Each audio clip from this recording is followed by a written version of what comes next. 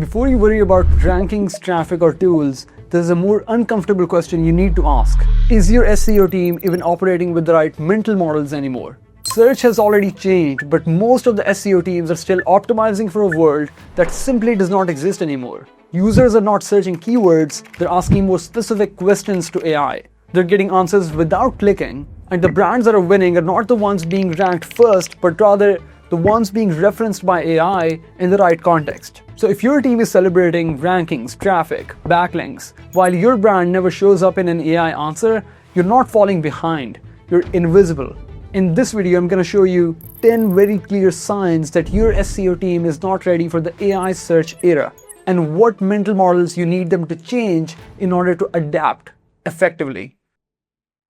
Number 1, your team thinks in keywords rather than questions. So this happens to be one of my biggest frustrations looking at how teams still operate in a 2006 sort of an approach when it comes to keyword research, building a content strategy, and just targeting your buyer.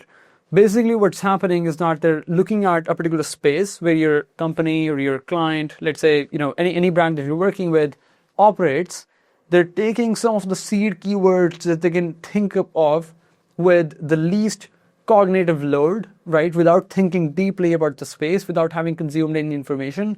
And they're saying, what if I just put this along with a variety of other terms as a seed keyword inside a keyword research tool, get a massive list of keywords, make an export and put it into a spreadsheet, and then sort by volume or difficulty, and that's our content strategy right there.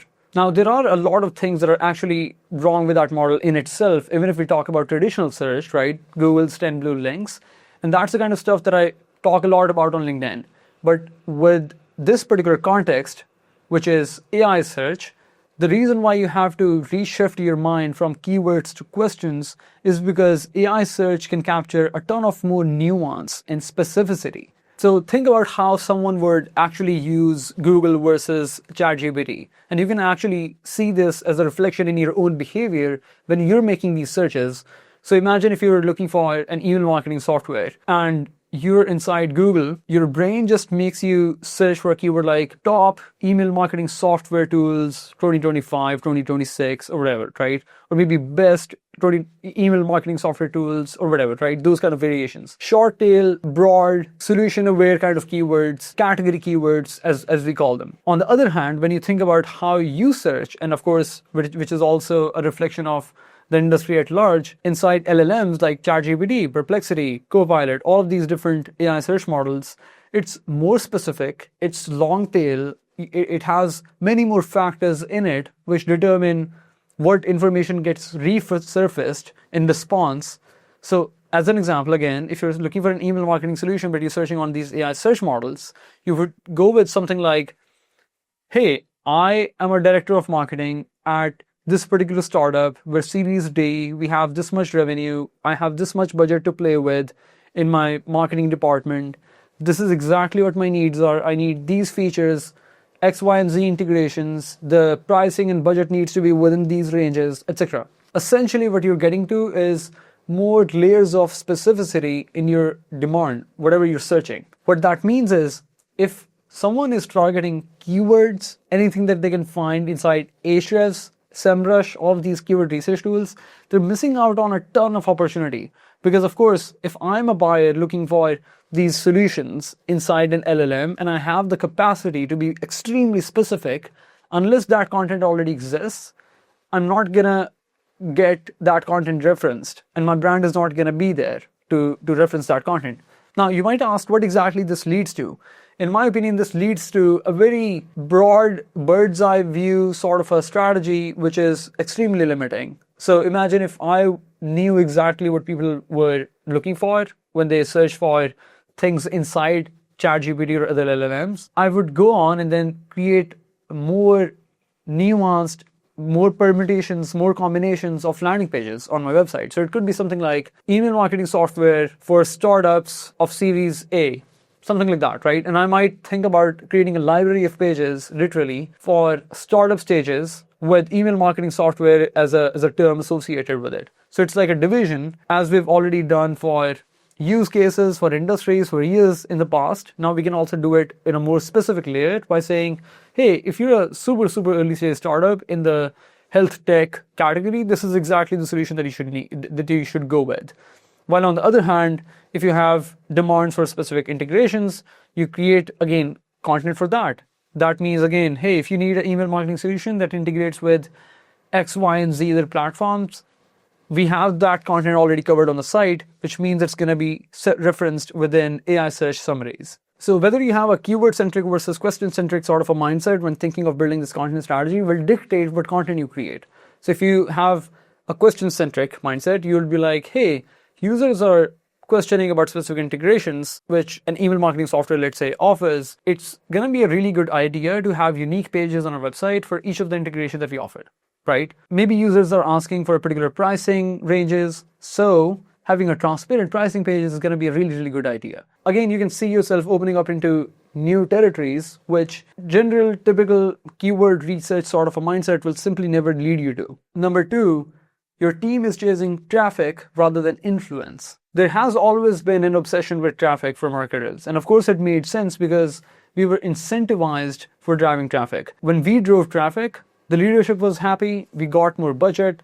That was the North Star metric that we reported on. So everyone cared about traffic. The problem now is that we're at a point where traffic as a whole, as a mechanism, as a metric, as an ecosystem at large, is changing into a totally new KPI, which is measuring influence, or you can call it something else, but it basically means that you're looking at how well your brand is cited, it's recognized, it's acknowledged on the web, and as a result, within LLM responses. What I've seen is a lot of teams are still struggling to accept the fact that traffic over time is going to lose significance as a core KPI metric, and it's changing towards all of these influence-related metrics that we have, which is, share of voice, rankings within these LLM models, which you can track through tools like Profound, Peak, or others, relying more on self-reported attribution, blah, blah, blah. Ever since AI overviews became a thing, or Google released AI mode, or for example, LLMs like ChatGPT or Perplexity, they started becoming more functional. There has been a consistent decline in total traffic potential that you can drive. And that is real. You cannot avoid that. You cannot neglect that. You cannot close your eyes. Meaning you have to just accept that it's going to be how the search world is going to work. This is just a totally new era. And now you have to find new ways to report back to the same leadership, ask for budgets, etc. Meaning you have to totally challenge the same exact things that you educated your leadership on in the past to get the money to, again, fuel the same thing over and over again. In the past, we used to say, hey, if we're ranking well, if we're driving more traffic, it's a good thing. At this point, it doesn't really matter because, of course, you could be generating traffic, but it depends what kind of pages you're generating traffic to. And in a world where people can just get the information they're looking for, get the brand recommendations, get whatever they're really looking for information-wise, without having to click on a web page, you simply cannot think of traffic as the core KPI. It needs to be something else. And in my opinion, it should be something along the lines of measuring influence. So if your team is still focused on, hey, we lost traffic and this is how we're going to recover it back, this is how we're going down, so we're going to publish more, or anything as such, which just focuses on traffic solely rather than saying, hey, actually the entire ecosystem is changing, so let's figure out how we can still invest in search and drive conversions without attaching ourselves to strictly with traffic as a metric, you're going to lose. Number three, they see AI as a competitor rather than a channel. Again, something that I've seen with a lot of companies that I've actually worked with in a consulting setting is that they have a very negative connotation attached with AI search. For some reason, it just feels like emotionally they just think about Google as the ultimate search engine that they want to work with. And anything new just feels like it's threatening their existing ways of doing things. And it's not just LLMs, it's also Google's own AI summaries like AI overviews and AI mode. So what I'm actually seeing a lot happening with companies that I'm working with is that heads of content, for example, or content strategists, or anyone in charge of running the vehicle for the content game ends up avoiding all of the keywords, terms, topics, themes, where AI summaries happens to be dominant already. It's like they're saying, hey, we want to create content only on topics where we think AI does not do a good job of answering the question. Again, not a bad strategy necessarily, right? There are definitely a ton of topics where AI is simply not good enough yet. But the problem that I have with that mental model is that it's eventually a solvable problem. These LLM models are constantly evolving. Every single day, they're learning new things. They're getting exposed to more and more data sets. And you can actually see this happening, right? Every 6 months, you see a new breakthrough in whatever model was released by OpenAI or maybe some other company. So saying that, hey, we're going to find that mini pond where AI is just failing as of now is something that will become irrelevant as an opportunity in the next few months. If you remember, it was the same thing that happened with, bottom of the funnel versus top of the funnel keywords when AI search summaries, AI responses first became a thing. Everyone was like, hey, we can see, AI overviews, for example. We're seeing a ton of AI overviews for top of the funnel keywords, anything that is starting with what is, how to, etc. But when it comes to bottom of the funnel keywords, more solution aware, brand aware kind of queries, we're not seeing AI overviews present for them, right? The overall exposure to AI overviews, AI mode, or whatever triggers an AI search summary inside Google's own ecosystem is not that high for bottom of the funnel, commercial, transactional kind of keywords.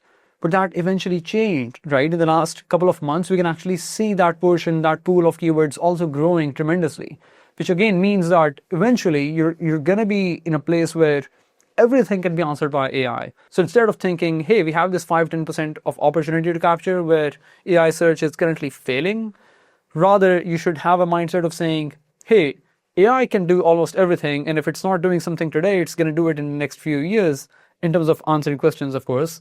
How can we have a strategy which is going to be evergreen, it's going to be long-lasting, it's going to be able to stand on the test of time? What that means, practically speaking, is that even if it's a definition-based question, if it's middle of the funnel, top of the funnel, informational-based keywords or topics, you still want to be able to shape that narrative that you want to push, the company philosophy that you want to convey to the world. So if you have a narrative around, let's say, how email marketing should be done, you want your frameworks to be shared by AI when someone searches for something. So imagine maybe 5-10 years back when skyscraper technique was still a thing, right?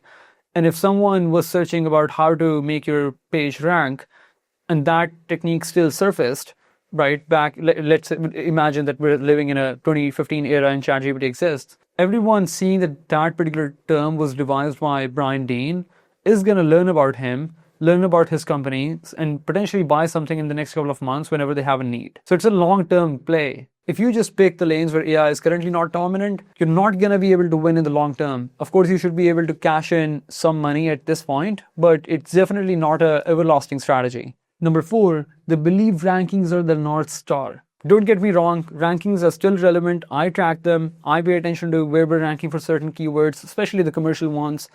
And of course, that means traditional rank tracking using Ahrefs or SEMrush or any other keyword tool.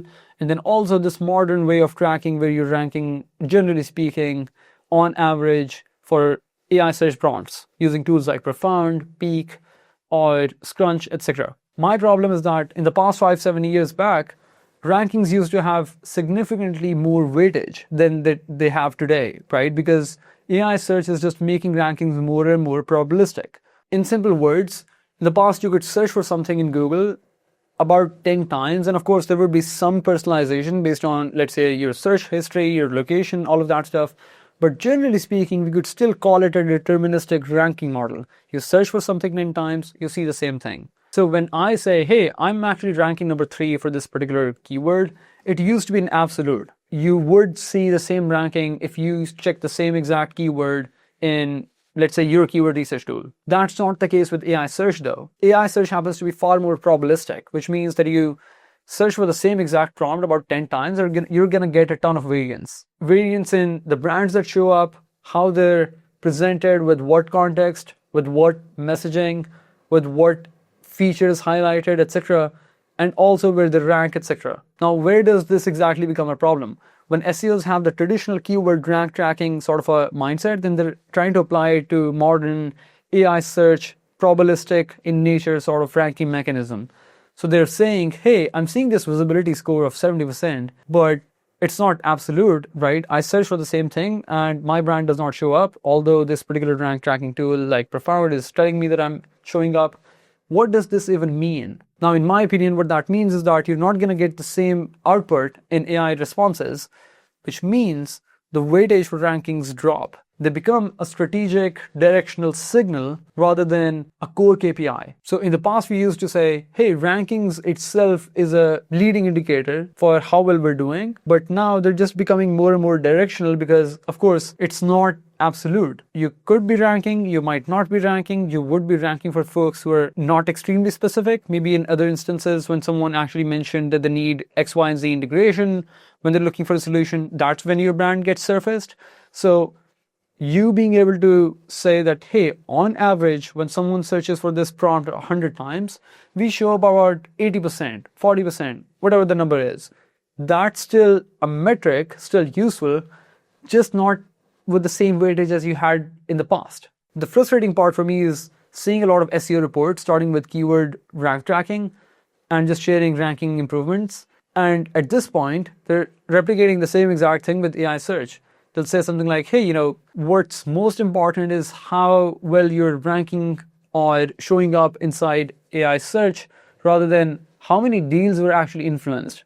Did you see something showing up in self-reported attribution? Or let's say your CRM is pointing some deals towards ChatGPT or other LLMs. If that's not happening, then don't make yourself feel awesome. Don't celebrate the rankings win just for the sake of it. Number 5, they build in isolation rather than cross-functionally. In my opinion, one thing that AI search has done, or perhaps forced SEOs to do to themselves, is be more cross-functional, have a more collaboration-oriented mindset. Now, the reason why that is happening is because AI search fundamentally happens to be dependent on so many variables that if you don't collaborate with other teams, it's impossible to drive visibility for your brand. So, for example, in the past 5-6 years back, you could be publishing some blog content, optimizing it for SEO, just following a checklist for optimization, having a keyword and all of that stuff, build some backlinks, let's say decent authority, just work on some fundamentals in terms of technical website health or user experience, and you'll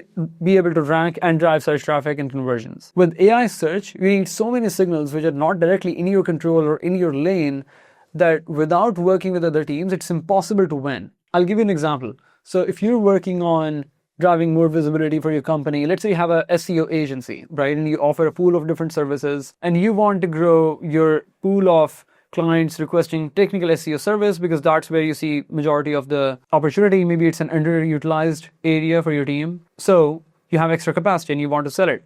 Now, if your company is never referenced by AI search models as a technical SEO agency, right? They're calling it a content marketing agency, a CRO agency, but never a technical SEO agency, then the solution to that would be to invest in some brand PR, or of course, getting exposure into other pages that are already getting cited within AI search responses for relevant keywords. So someone searches for best technical SEO agencies, and AI search is now plugging these 10 listicles where your brand is not mentioned. Now, again, the way that you get exposure through either digital PR, brand marketing, or just getting a citation within these listicles is by getting in touch with them, building a relationship. All of that stuff is not technical or typical SEO. Right? It's actually building one-on-one relationships and finding opportunities in utilizing those connections to get more exposure for your brand. That's one example. Another one could be that AI search happens to be favoring specific content formats. So one thing that I'm constantly seeing is a lot of free tools get a lot of citations. So if you work with, let's say, your engineering team, or perhaps now you can also just vibe code some stuff. But if you're working with someone technical on your team in order to build those free resources, free tools, that will give you a lot of leverage because that is the kind of format that is performing really, really well in AI search. But you cannot do that on your own, can you? So working with other teams just becomes more and more obligatory. Like, it's just not possible to get the same level of visibility unless you're working with other teams and getting them to the same page for why it's important to do this. You're not limiting yourselves to the blog, you're not just creating landing pages, but you're thinking holistically and then getting in touch with everyone who can help you in the way, based on what parts of the website or the overall product they own in the organization. Number 6 is they think building authority means building backlinks. It's crazy to me how so many companies always think backlinks is equal to credibility or authority, when there are so many different shapes and forms of signals that you can build for earning trust for your brand in order to make it look credible for AI search or any other search crawler. Now, by the way, I want to keep it no BS. So backlinks do matter. I still work with clients to earn them, build them, work with other vendors to earn the backlinks in whatever capacity we can by either paying for it, exchanges, all of that stuff still works awesome. However, there are so many additional signals that you need in order to win and build the credibility for your brand that AI search actually trusts your company for specific prompts that you simply cannot win with backlinks alone. Backlinks will continue to be a massive component of building credibility, but it's not everything. So what's new? You have to think about brand mentions with the right contextual surrounding text, or the right context for your brand in general, the right messaging, the right positioning reflected in the content that is being cited. You have to think about some other factors, which is like, what are the websites that are referencing my company, how much traffic they drive, roughly speaking, how much is their popularity. You have to be cognizant of consistency. Is my company being mentioned across hundreds of sites with the same positioning that I actually prefer, or is it totally scattered across so many different wording, phrases, etc.? I can give you an example here. For example, if you think about Loom as a product, it's a screen recorder, right? But they have a positioning that they're trying to push, which is, let's say, video collaboration software, right? That's just a term that they want associated with their company.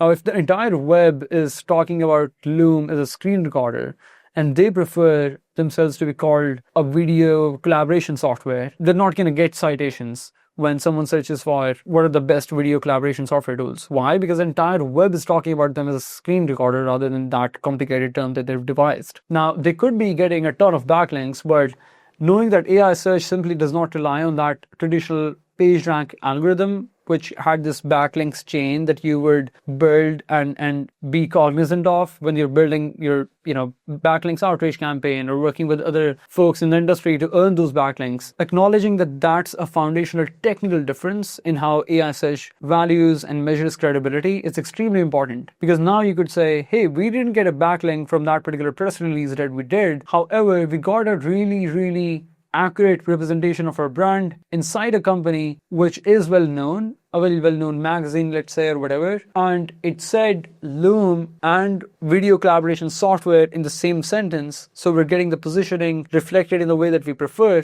and that's all that matters. So I'm not saying backlinks are bad as a whole. Of course, it still applies to Google and many other search engines. But when it comes to AI search, context, consistent messaging, positioning of your company is far more important than, backlinks in the traditional sense. Number 7, they think content is equal to blog posts and nothing more. Content is not just blog posts. It's a ton of things, especially in 2026, where we can literally create everything. So think about all of the sources which AI search typically cites within its responses. One of the biggest channels is, of course, Reddit, but we're also seeing a lot of YouTube videos now popping up very recently. You'll see a lot of software aggregator sites getting a lot of visibility. So G2 recently has been popping up a lot. And then, of course, there are forums, communities, all of that stuff. Anything that is public on the general web is something that you can call content, technically speaking, in the AI search language. There's a really interesting study that was conducted about 2 years back on which page types, or let's say content formats, perform really well when it comes to generative engine optimization, right? AI search at large. And what they did, they looked at 4,000 LLM responses, and they found the common pattern of the most commonly cited page types, right? If you will. So the list was this. Number 1 was citations. Number 2 was quotations. Number 3 were statistics. Number 4 was structured content. Number 5, summarized information. And then number 6, domain-specific terminology. So if you think about this, there are 6 different types of content formats which AI search enables when it gives you AI summaries, and you have an opportunity to be visible across all of them. You don't necessarily need to limit yourselves in blog posts. The way I think about this is that you have owned media and then you have earned media, and you need to be present in both. Owned media is basically everything that you own, right? So it could be your own YouTube channel, it could be your own website, everything that comes under your own brand. The earned media part is basically the web talking about you in different shapes and forms. It could be in different channels, customer reviews on J2, Capterra, or other software aggregator platforms. It could be Reddit threads, where again, you can synthesize information. You can artificially jump in and provide value and just make those responses really authentic, and that will again become content. Or you can invest in some UGC content, and that also works. There's also content on social media. There's a ton of stuff. So just limiting yourselves to blog posts is just such a 2005 move that you simply don't want to be doing that. You should be working with engineers, and this is again something that I'm actually actively doing working at Modash. We have an engineer in the marketing team. I work with him to work on some free tools. We've already done that in the past, and that has yielded some amazing opportunities. There's literally a free tool that drives us more than 100K in monthly organic search visitors. It's crazy to believe this, but the same page or the same pool of pages and under tools are performing really well when it comes to LLMs as well. So again, it's an opportunity if you think about your content in a more diverse way rather than limiting yourselves to a particular format. Number 8 is that they're tracking results in a super outdated fashion. If your SEO reports, performance reports still look like rankings, traffic, conversions, there's no discussion on how attribution differs between AI search and traditional search. There's no prompt tracking involved. They're only looking at non-branded clicks when it comes to the success of your SEO strategy. Visibility scoring is nowhere in the picture. Share of voice is simply nothing that they've thought about. Then you're missing on a ton of opportunity. I think the underlying problem is your team not understanding what's the fundamental difference between someone using Google or a traditional 10 blue link sort of a platform versus AI search in any capacity, any platform. Let it be AI overviews or LLMs like ChatGPT. The fundamental difference is that they don't have enough number of website clicks, which means finally when they get to the website, they've already done all of the research. Which in the past, they would literally click various pages for it. So if they needed to know about the pricing, they would literally click the pricing page in the past, right? If they needed to know about, let's say, your features, your integrations, they would literally search for one thing, give you a click, and then go back to Google, again do another search or something like that.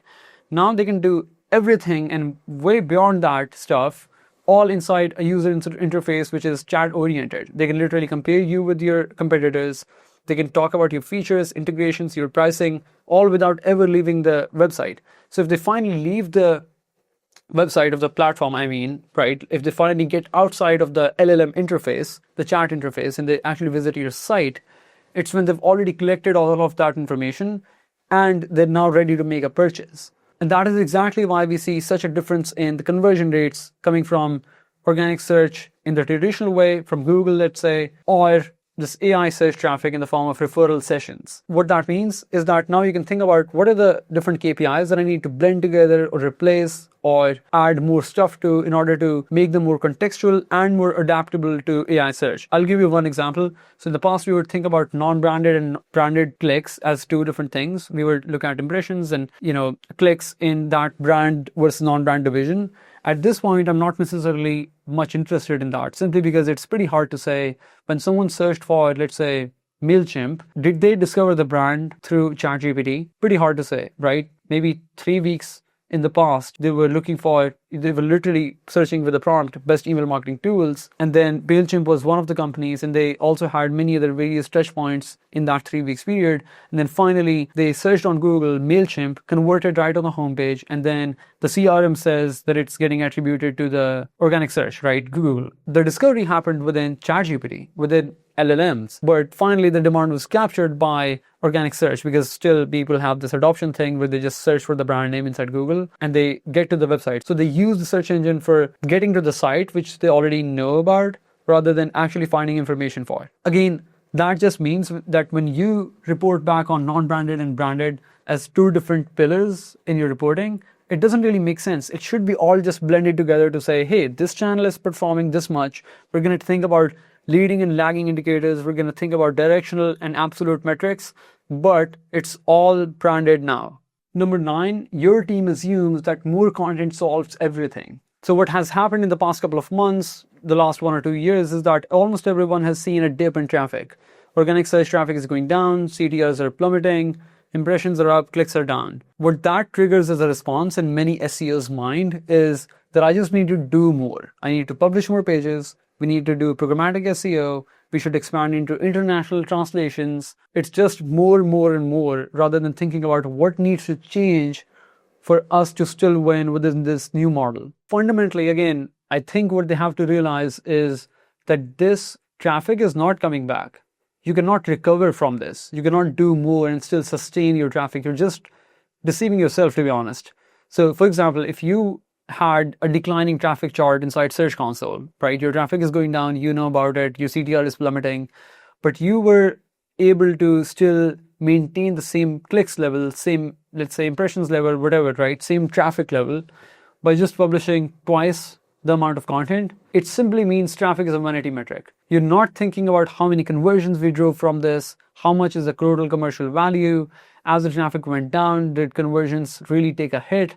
Were they plateaued? Did they actually start going up? So you totally detach yourself from the actual metric which matters, which is conversion, the commercial value of your traffic, and you started thinking about how can I just maintain this number so this graph does not look bad. Some CMOs, some marketing leaders actually also buy into this bullshit, which is so crazy to think about. In my opinion, what they need to realize is that since this traffic is not coming back, we need to regroup on what actually matters, or the North Star metrics that we really care about. They also have to realize that conversational search isn't something that Google is pushing or it's an open AI's agenda. It's really what the users want. Of course, there's a trigger, right? Someone launched ChatGPT and then this entire generative AI wave started. But the fact that everyone is shifting towards these platforms and the 2 decades juggernaut Google is also adapting to this new interface, new way of searching, just means that this is what your users, your consumers, your customers want when it comes to consuming information online. Another thing that I've noticed is that not all of the traffic that was lost was actually relevant. And that is why in many of the cases, the companies that I'm working with, I've noticed that even if the traffic goes down, the conversions don't really follow a similar sort of a trajectory. It does not go declining in such a sharp way. In many cases, in fact, as traffic declines, I've seen conversions even going up, which is super interesting. And then we also talked about how you don't always need traffic in order to make a revenue impact. We talked about how at this point, how people are consuming information. They're getting to the site, they're actually making a click, becoming a website visitor, but they already know about the brand. So the discovery already happened way before they actually clicked on your website and gave you a website visitor, which means their presence matters way more than the volume of traffic that you're getting. Number 10, your SEO team keeps avoiding or totally ignoring the brand layer. Traditionally, SEO has always been treated as a performance channel, which supposed to be capturing demand for that 5% of the market, which is in the market to buy, they're ready to make a purchase decision, while 95% of the market is supposed to be captured somewhere in the future, in the next few years, by the efforts of brand marketing team. And to be honest, it's interesting because I used to be that guy. I used to crash on brand marketers or anyone doing this vague form of marketing, which to me felt vague. And I was like, hey, I'm the one actually capturing demand. I'm the one actually driving conversions. And same goes for, paid performance marketers. But I was totally wrong. Brand is the ultimate currency. So we're all actually working towards building a brand that people want. And AI search in its interface and its working models just accelerates that trend. You simply cannot win with AI search unless you build a brand that people want. So imagine how in the past couple of years, there were a ton of affiliate websites that used to rule the internet, right? Anyone would build a website, build some backlinks, create some pages, rank the site, make a ton of money. But that model simply cannot work today in most of the cases. Why? Because AI search is making people do stuff which is hard to fake, which is, do people really talk about your company online? Is your brand a legit company? Are people talking about how they love your product, or what are the complaints that they have, or specific features that you offer? Is there evidence that you're relevant to the space in which you want your prompts to be ranking well and your brand to be getting cited in? And none of that will happen by just you building a couple of backlinks. You have to make your efforts very cross-functional, as we talked about it, which is that you build a strategy which is connected with, let's say, the digital PR team to improve the brand exposure on the web, create other form of assets which are beyond just traditional content definition for SEO, blog posts, etc. So free tools, assets, statistics, original research, all of that stuff. You have to be able to measure the impact that is beyond just traditional SEO reports. So think about share of voice or competitor market share, brand visibility within these models, growing branded search volume. None of those metrics would have been thought about as traditional SEO KPIs a few years back, but now they are. So it seems like AI search is making SEOs more brand oriented in some ways, where if they see that they built an organic growth strategy,